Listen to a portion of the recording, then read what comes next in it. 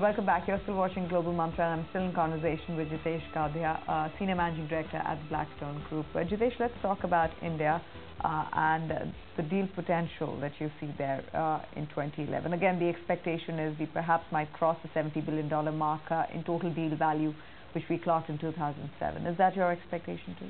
Well, look, I referred earlier to global activity potentially reaching over $3 billion in 2011, 20-25% growth. And if you apply the fact that emerging market M&A has been growing at a multiple of that, it's quite possible that in 2011 you will see approaching or even exceeding $100 billion of activity in India relating to both inbound and outbound M&A. That's quite possible. What's the potential for the energy space? Because we've just seen so many transactions happen, outbound as well as inbound, whether it's Vedanta Ken, whether it's Reliance BP, ONGC scouting for assets overseas.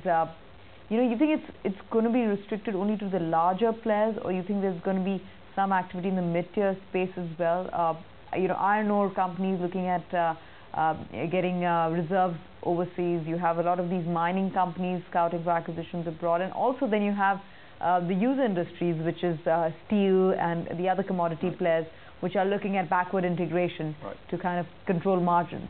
So what's the scene like there? Well, look, I think across the space you will see activity, and clearly there is a premium on sort of producing assets, and a lot of people, a lot of companies are scouting for those, and those with development potential, but clearly there is higher risk in that.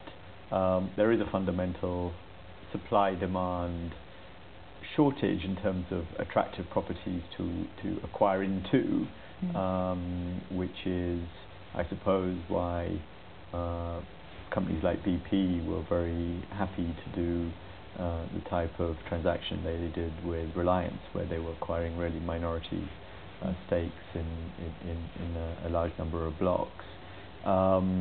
Interestingly, I think the most activity you will see increasing and continue to see is with coal, where you've seen a number of Indian companies very active overseas.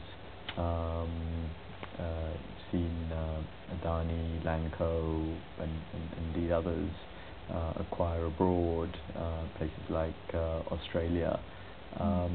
And given the reliance of India in terms of electricity production on thermal power, and within thermal power really on coal, and given the pipeline of thermal power build-out in India, I think that will remain a very important source of M&A flows.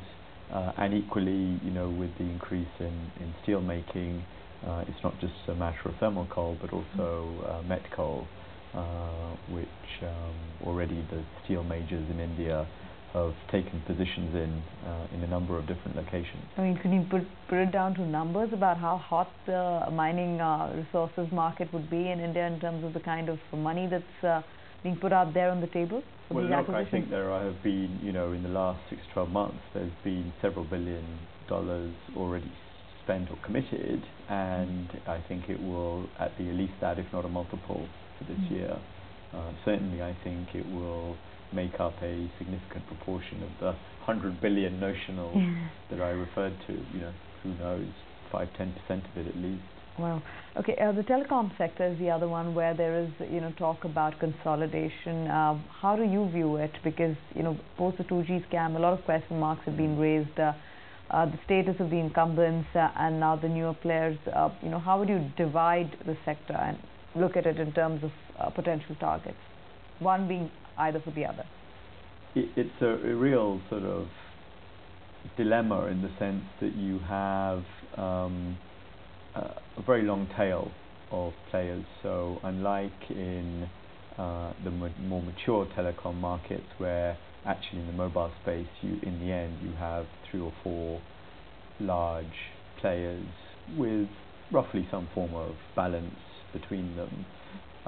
In India, you have 15, 16 players. You have probably two or three players with somewhere between sort of 17 and 21% of the market each.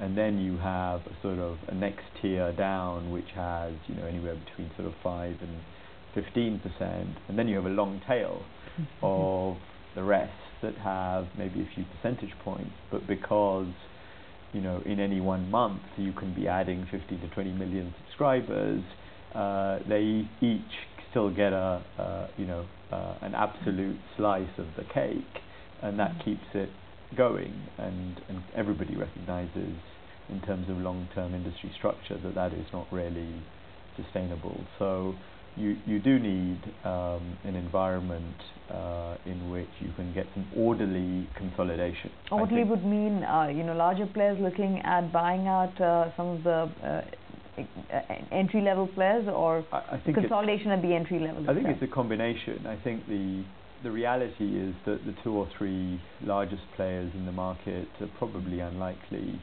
to want to add or have the appetite. Some of them are busy integrating overseas acquisitions, some of them are reducing their debt, some of them are frankly still needing to prove the return on investment.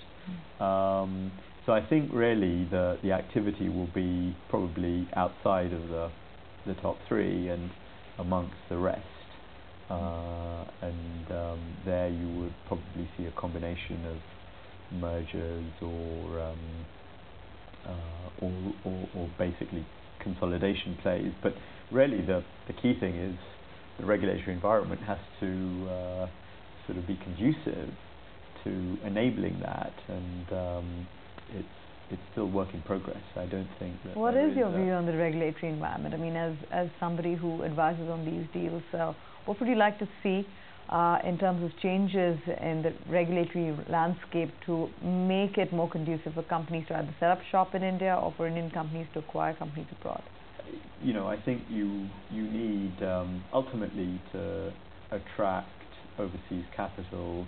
You really do need an element of stability and consistency, and it will take India in this particular sector some time to restore the reputation and credibility around that.